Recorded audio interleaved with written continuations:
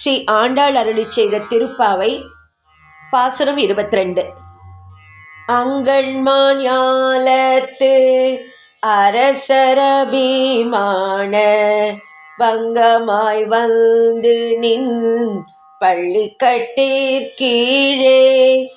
சங்கமிருப்பார் போல் வந்து தலை பெய்தோம் கிங்கினி வாய் செய்த தாமரை பூ போலே செங்கண் சிறு சிறிதே எம்மேல் விழியாவோ திங்களும் ஆதித்தியனும் எழுந்தாற்போல்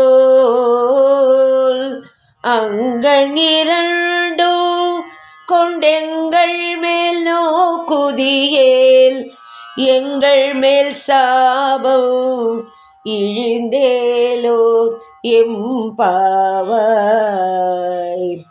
எம்பாவாய்.